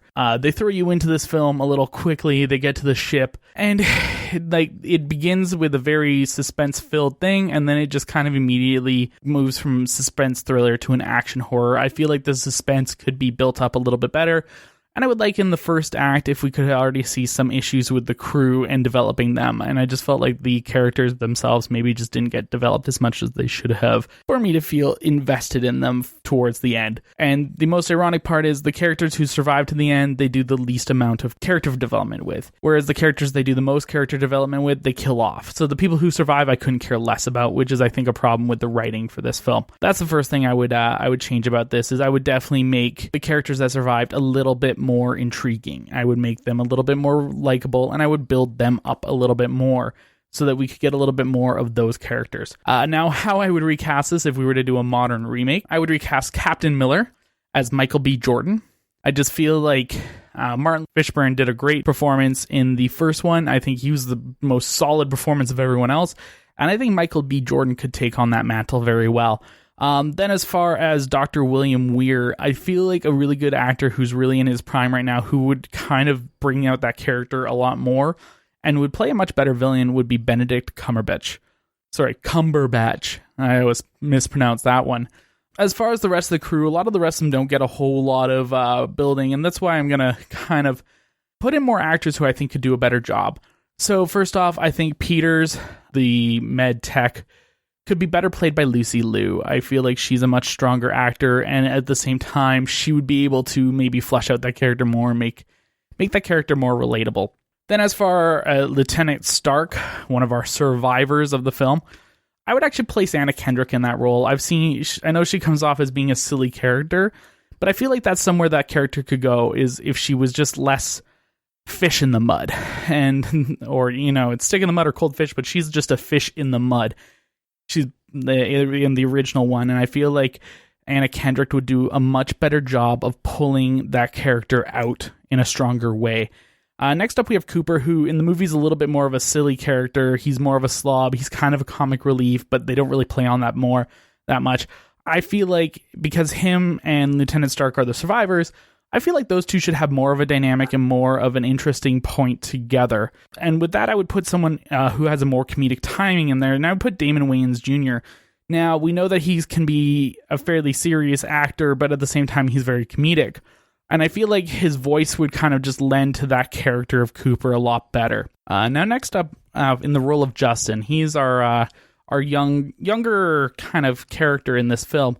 And, he's the victim who is one of the ones who goes out the airlock, which I thought was a brilliant scene. I think I would put Bob Morley in that position. He's best known for his performance as, I can't remember the character's name. But he's in the CW show The 100, and I feel like he would actually be able to play that character's role a lot, very well in a modern adaptation. Next up, we have DJ. Now, originally, this was a male role, but I think it'd be interesting to flip things up, put a female into this. This crew has only got 2 women on it. It's supposed to be the far distant future. I think it'd be better if we had another female character in this crew. So I put Gillian Anderson in that role. I feel like she's got the serious chops to kind of pull off the role of DJ, because he's a fairly more serious, dark character, and I think that she could do it. She normally comes off as extremely serious. She more often than not plays like the ultra serious role, and I just feel like DJ would be a great role for her to kind of bring out some of the side that we've seen her do in other areas where she is frightened, where she is kind of more scared of what's going on, and I think she'd be able to pull that off, and I think it would work a lot better with her in that role. Don't get me wrong, I love Jason Isaacs. He's a brilliant actor, but I feel like Gillian Anderson would do it a lot better. And then Smith, or Smitty as they say, I couldn't think of anyone really to fit that role as in particular in a modern cast, but I went to one of my favorite actors, Ian Somerhalder. I'm terrible with names and pronunciations. I think that he would do a great job in the role. We see him play kind of a brooding, silly, or not silly, but a brooding yet sassy character in Vampire Diaries, and I know he does a lot of horror movies, so I think he'd be able to play really well into this kind of character role of Smith. So that's how I would recast this. And like I said, the biggest part that I would change is I would build the first act up a little bit more, and I would wait to reveal what had gone wrong with the original Event Horizon a little bit later. I feel like it kind of jumped through that too fast just to get to the man versus man, mano a mano macho showdown, which, don't get me wrong, is a great third act, but the third act was longer than the first and the second act combined, and I just feel like that's a problem for this film.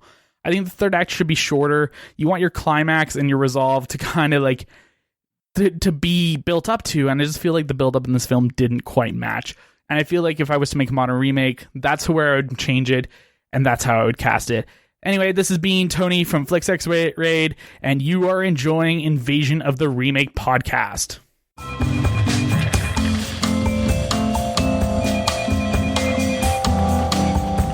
Welcome to Work-Life Imbalance. I'm your monstrous manager, Frank Eastman. And I'm your spooky but still lovable office companion, Derek Lewis. Today, we'll be doing a recast of the sci-fi horror film Event Horizon. Yes, we are, and I am so excited. I've been listening to Invasion of the Remake for a long time, and this is the first recast I get to participate in. So excited.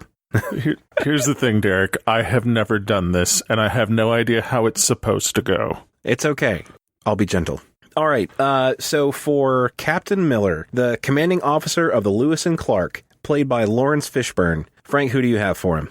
I'm seeing Donald Glover. I can absolutely see Donald Glover. 100%, because at some point he's going to definitely break the fourth wall, and all he's going to do is look directly into the camera and raise one eyebrow that says, this whole thing is a metaphor for the inevitable self-destruction of the American capitalist ethno-state that is the total strip within the white middle class.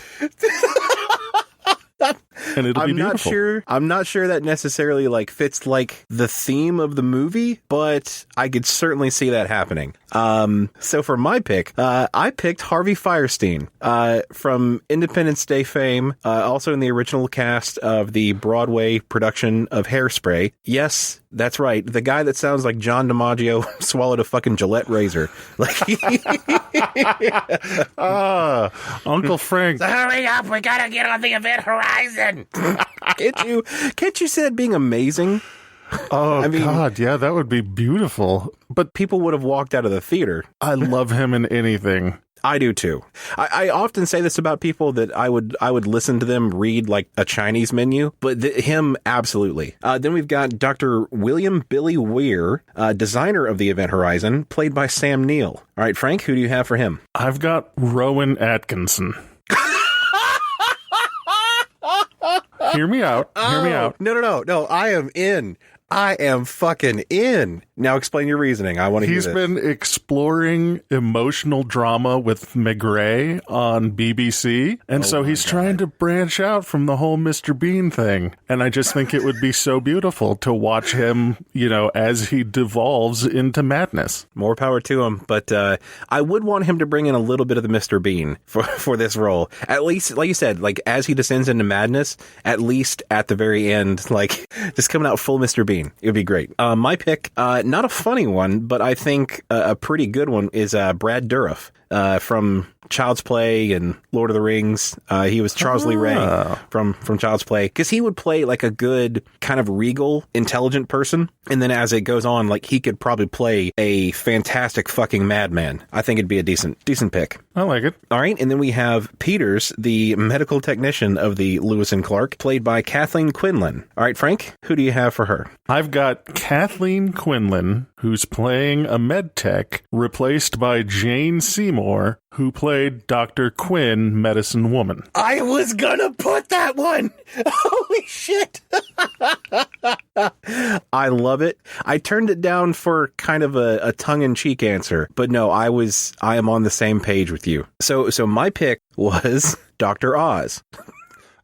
Because they didn't say that it had to be an actual actor, but I think Dr. Oz is probably perfect for it, because he doesn't, the med tech doesn't really do a whole lot of med anything, not at least that's effective. So I think that is a perfect representation of Dr. Oz, so he could step into the role and not have to change anything. Ineffective medical. Yeah, I like it. Then we have Lieutenant Stark, the executive officer of the Lewis and Clark, played by Jolie Richardson. Who do you got for her? I've got nobody for Jolie Richardson. Actually, I looked it up and then I just sat there and stared at Jolie Richardson. I get it. I totally get it. But I do have one that I think is good enough for both of us.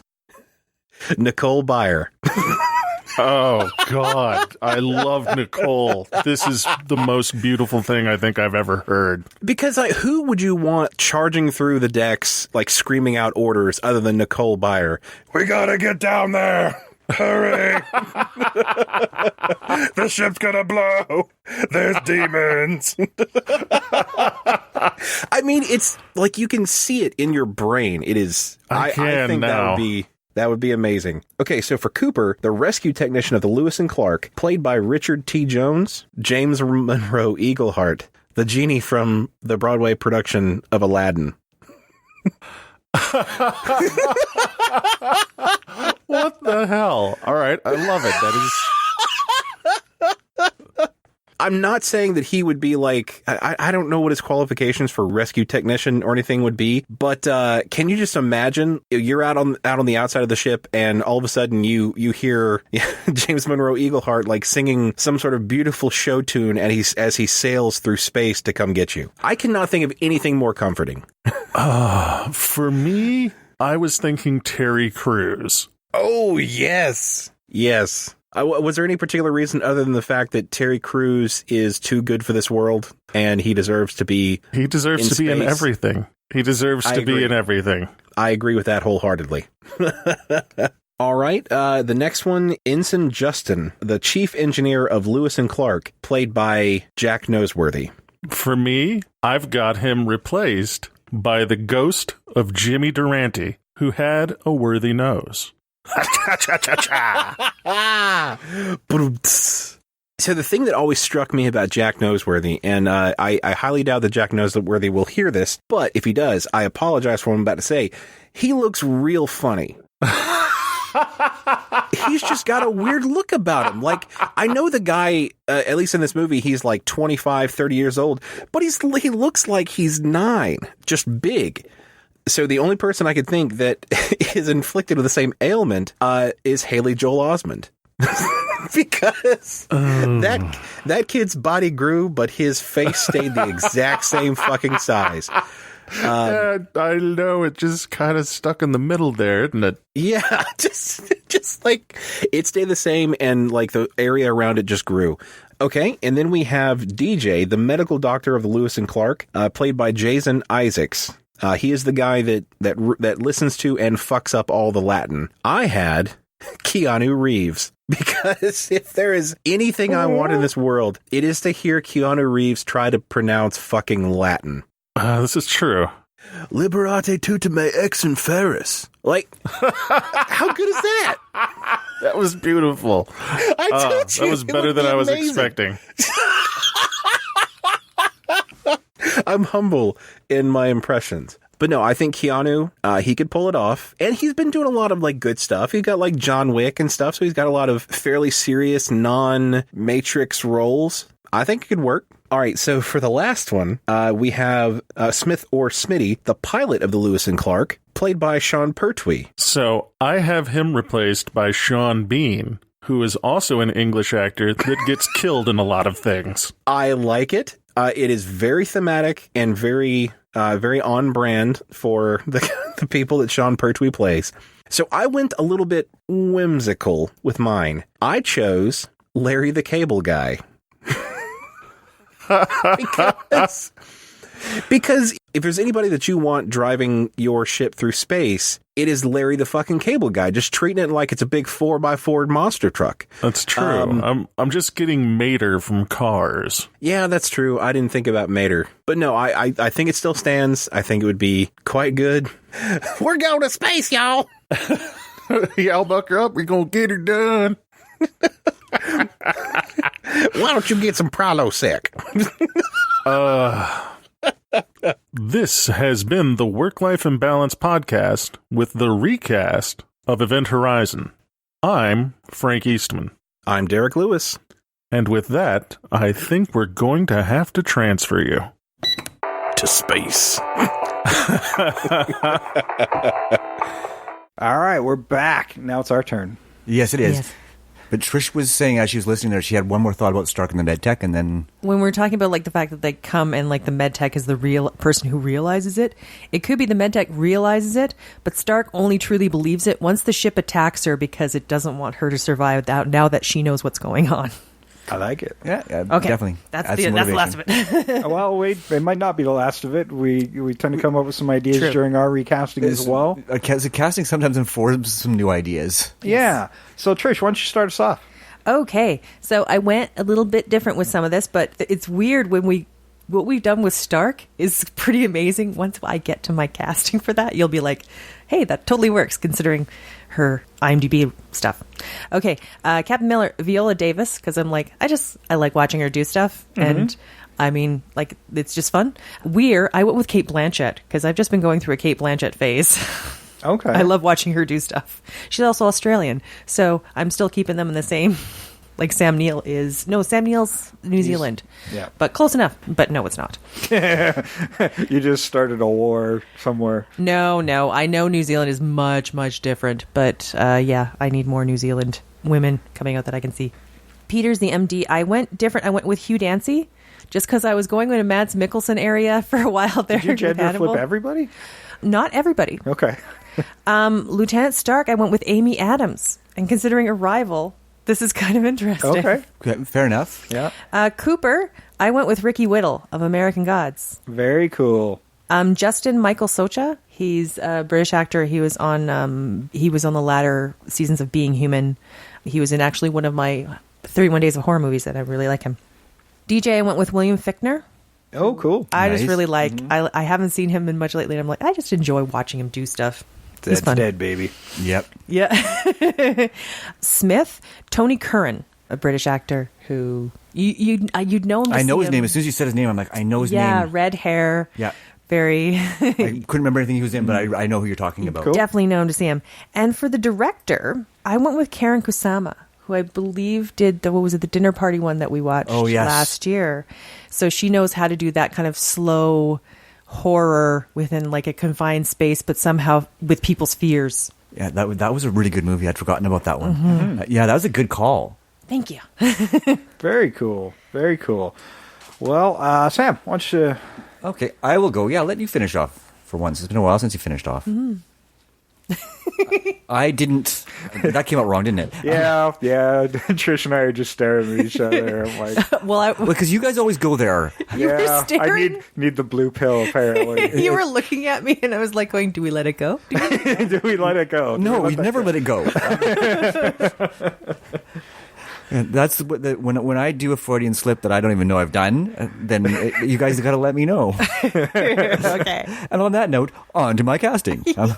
So for my Captain Miller, I went with Mustafa Shakir from the most recent season of Luke Cage. Even though that season wasn't that great, he was phenomenal. He was really, really strong. I'd like to see him in more stuff. Oh, yeah. Yeah. For my Dr. Weir, I went with Mark Ruffalo. We don't see him move into the darker territory very often, but he does sort of the goofy light fairly well, like Weir at the beginning. Yeah, because there's nothing dark about the Hulk at all. But he doesn't play. He doesn't play like that really. No, we haven't got to see him do that yet. That transition from. Well, I mean, he does kind of do it as the Hulk, but in a very different way. Right? Well, I think where we're going with this with Dr. Weir, he's not like all of a sudden this complete entity of evil. He's just. He transitions. There's a switch, and I'd like to see, and I think Ruffalo could do that really well. Yeah, well, absolutely. For Peters, I went with who is the medic. I went with Rukia Bernard from Cabin in the Woods. Oh, nice. She's also been in some other stuff I watched lately that I really like her in. So I'm like, she's at the right age, and she's a talented actress. For my Lieutenant Stark, I went with Dominique Provost Chalkley. She's from Winona Earp. She was also in Avengers: Age of Ultron. And so she's kind of an up-and-coming actress. Cut your budget down on the actors. I did. I was planning for it. If we ever do make a movie, we're going to have Sam help us with budgets. Yeah, mine's unlimited. I will. I'm casting the actors that I like and I think would fit the role really well as well, right? But to be honest, I really get tired of going back to the superstar well because it's like, that pool is so small. Right? And there's so many other great actors out there that deserve a chance to be into that big pool. Oh, sure. I try to dive in there from time to time, but I don't watch as much television as you guys do. So it's a little harder for me to dive into that pool. That's true. That's fair. And I'm very selective about my TV, but I do watch more TV than you do. For my Cooper, I went with Damon Wayans Jr. I thought, nice. Cool. I thought he still has that sense of irreverence, but I think he could also do the scared really well. That's awesome. I love that. I like that a lot. For my DJ, I went with an actor that we talk about fairly often because we all love him, Mr. Rufus Sewell. I think he'd make a great DJ, especially if you give him more story. And then for my Smitty, I went with Aaron Paul. Yes. Yeah. Oh, I love that. Yeah. That's cool. And then for my director, I went with Julia Ducournau, the director of Raw. Right. Oh, nice. Because I think she did something different with zombie movies, so why not see if she could do something different with the sci-fi horror genre? Right. It's brilliant. That's my casting and director. Well, mine's definitely a little more superstar territory, and less creative. Well, I don't know about less creative. I think the casting is kind of spot on in my mind. Yeah.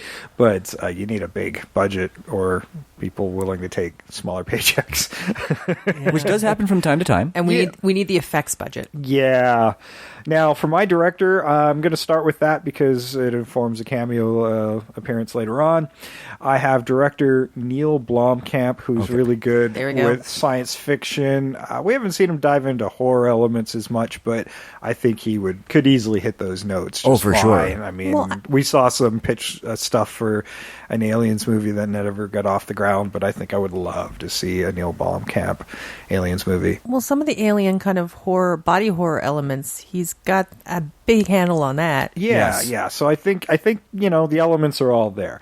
Now, for my Captain Miller, I went with Idris Elba. Nice. I think almost did it. I almost thought you were going to go there, but I'm like, if she doesn't do it, I'll do it. Part of why I didn't do it, because I could feel you doing it. Yeah, I'm going to give it to you. You know, anytime that you have sort of somebody with that deep, rumbly voice that you need in that type of role, we all tend to gravitate towards him because he was on my list. I'm like, no, you know what?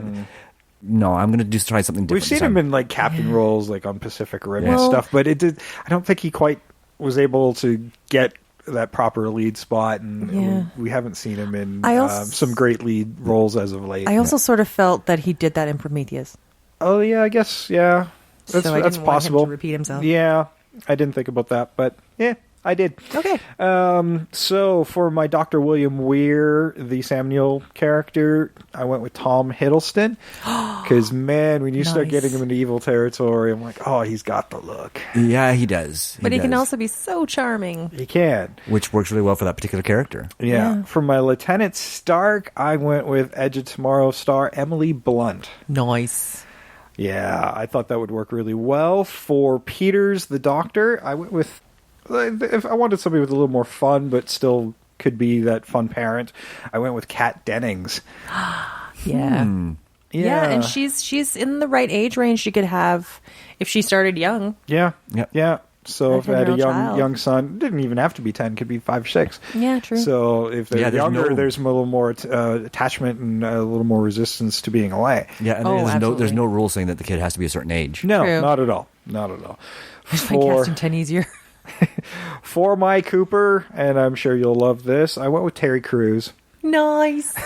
Another one that was on my list. And I was like going, I figured I needed Terry. a bigger guy who's, they're going to be a mechanic type guy, need to be a bigger dude. Well, and the other thing too, when they talk about rescue, I think so. I sort of part of it is I misinterpreted what I meant. I thought when you talk about rescue, you guys were thinking about like repairing the ship.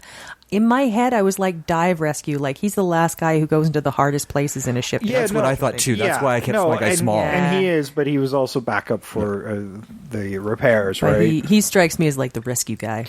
Yeah, for Justin, the character that goes directly into the engine, the kid, I went with Andrew Garfield. Nice. Spider-Man. Yep. A Spider-Man. For DJ, it's one of the few characters I kind of went to television for. I went with Jason Barry. Jason Barry is in a movie called IT, and he played Declan on Sons of Anarchy. Okay. For Smith, which was the Sean Pertwee character, I went with Tom Hardy. Nice. Because I wanted somebody that has that no-nonsense, rough and tumble, but kind of charismatic dude that Sean Pertwee was in this movie, and I think that fits the role pretty nicely. That character was from Australia. Mm-hmm. So there we go. Mad Max. For Claire, that was Dr. William Weir's wife. I went with Laura Pulver. She doesn't play a lot, but she's very important in those back scenes and those psychosis that Weir has. And that's actually another Edge of Tomorrow connection because she was in that movie as well as Underworld and wasn't she in Sherlock? Yeah, and Sherlock. So I thought that was pretty cool. There's the short appearance of the original crew on the video of the original crew of the Event Horizon, and for the captain of the Event Horizon. Say. Who am I going to say? No, I'm not going to ruin it for you. Charlotte Copley. Yeah, I knew what you were going to say. Yeah, because it's a Neil Blomkamp movie. He's got to put him somewhere, so I'm going to do it for him. When you said Neil Blomkamp, and I was like, okay, and then I didn't know where Charlotte Copley was going to show up. Yeah, that was really where what I was going is, okay, who's it going to be? Well, there's only one more left, and it's the Peter's son, Denny, and I went with Noah Jupe from A Quiet Place.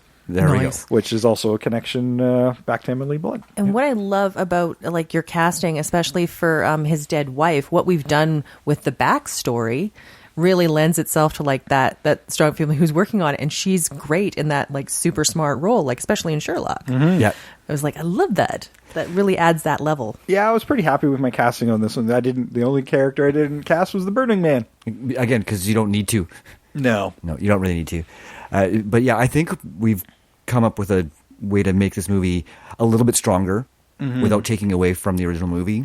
Yeah, and I think we've changed it enough that it's not a direct clone either. Now we've kind of dropped the religious elements and made it even more ambiguous. Speaking of clones, I found another fact, and I was wondering where I was going to fit it in, and that gave me the perfect segue into it there, Jay. Thank you. Ooh. So I actually found this is actually almost a direct copy of a Roger Corman film called Galaxy of Terror. Oh. So it's not quite a remake, but they took all of the key elements from that movie. Yeah. I can even see the poster in my mind. Yeah, I know. Skull yeah. As soon as I read that, I'm like, holy shit. Right. So, I mean, technically, we could be treating this as a remake already. See, we're doing what they did with Roger Corman's film, but now we're taking their film and like being like, no, that's the Corman one. We're doing a better version. Yeah, and I mean, the article I was reading that about that was not kind to Event Horizon for ripping it off. I disagree. Mm-hmm. I think that they did a great job of taking B horror film and making it a superior movie.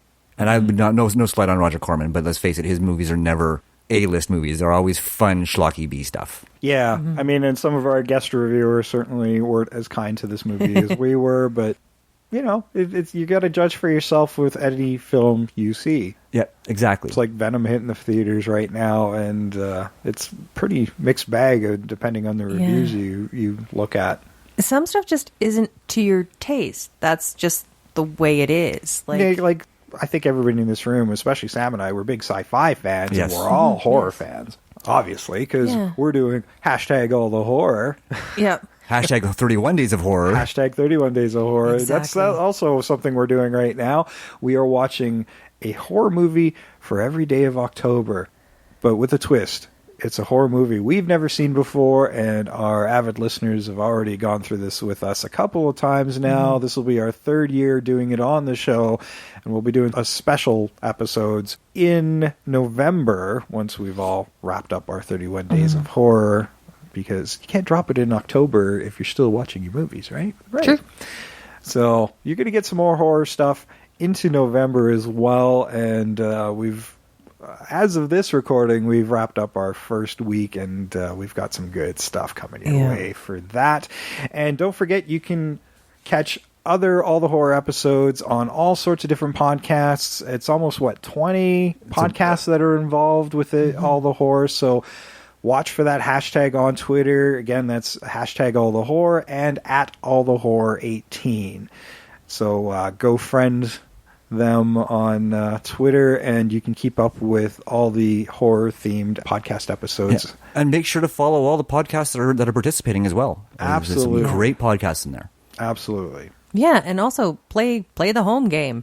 Watch some horror movies at home over October. Yeah, and especially go to check out the guests that were on this show today. Again, that was the Besotted Geek podcast, Flicks X-Rayed, and the Work Life in Balance podcast. So check out Epic Film Guys. And Epic Film Guys as well, who were earlier in the show. So check all those shows out. They're great. We've got episodes that we've guested on Work Life in Balance and Epic Film Guys. I think you had a segment for Besotted Geek? Not for Besotted Geek, for Bad Reception. For Bad Reception. And I will have one for Bad Reception. Yeah. We're working on that. So there's more invasion happening on other podcasts. So watch our feed, watch all the horror Twitter feed as well, and don't forget to like us on Facebook and Instagram. We are Invasion of the Remake over there. We are at Invasion Remake on Twitter. And if you want to email us your comments, your questions, your suggestions, your fan challenges, you can do that to invasionoftheremake @gmail.com. And if you want to send us cool stuff, message Yes, me please. and we'll tell you where to send it to. I was just thinking, do you realize the other podcasts know that they're just letting us invade their podcasts? We do have invasion in our name, and Is they're it just an letting it invasion happen. if they invite us? That's kind of the question. Yeah, I don't know. Do they know? It's like a vampire. Invite them in. What's happening? They know not what they do. Yeah, that's pretty much the story. Yeah, and you can help out as well, be part of the invasion, and let your friends know where to find us. We are on iTunes, Apple Podcasts, Google Play Music, Stitcher, Blueberry, Libsyn, iHeartRadio, Audio Boom, and Frickin' YouTube. Yeah, YouTube. So make sure you tell all your friends where to find us to get their earballs on the show. See, we got plenty of earballs to spare. We do. We do. We give earball. We do. We give good earball. You just took my line. Sorry. Okay, you're just quicker on the draw than I am. Don't forget to drop by your favorite podcast provider and leave a 5-star rating and a short review to let others know how you enjoyed the show. Mm-hmm. Yes, please. The final thoughts? Final thoughts on Event Horizon. I think we covered pretty much everything that I was thinking and fixed the few holes that I saw in the movie and added something new to it. Except the giant black hole that's in the movie. That's one hole we'll leave open. Yes. Yeah, that's ironically the plot hole you leave. Yes. The plot hole that sucks all other plot into it. Yes, right? And then it works. That's what's happening. Okay, during my casting, let me apologize to the people of New Zealand. That I do realize you're different than Australia. I do get that. I think you covered that right away there, Trish. It's all good. I did, but I'm also saying, like, when I talked about I don't know many New Zealand actresses, you know what? That's on me. I should be researching New Zealand actresses. That's my fault. If you're a New Zealand listener, you can leave your hate mail at Little Trishy on Twitter. You know what? Leave some recommendations. Don't hate. Love. It's all about love. Share these talented women. I need to know about it. Tell us what movies we can see them in. Absolutely. We love to see new things. Yes. Yeah. We need to, and new talent, because that's sometimes when we're researching casting, it would be amazing to, if you could, point us in the direction of, a movie that we haven't seen with somebody that we might freaking love. Exactly. All right. Once again, special thanks to Nick, Stork, Peacock, Tony, Frank, and Derek. So please go check out all their podcasts, Epic Film Guys, Besotted Geek Podcast, Flicks X-Rayed, and Work Life in Balance. I have been Jason. I'm always Sam. And I continue to be Trish. And we are out of here.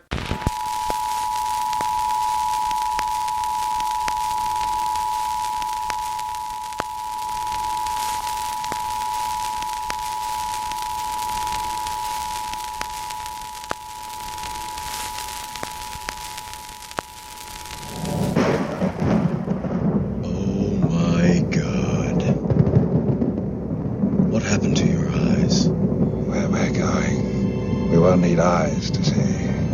What are you talking about? I created the Event Horizon to reach the stars. But she's gone much, much farther than that.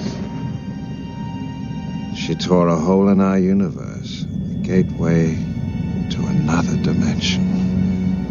A dimension of pure chaos. Pure evil. When she crossed over, she was just a ship. But when she came back, she was alive.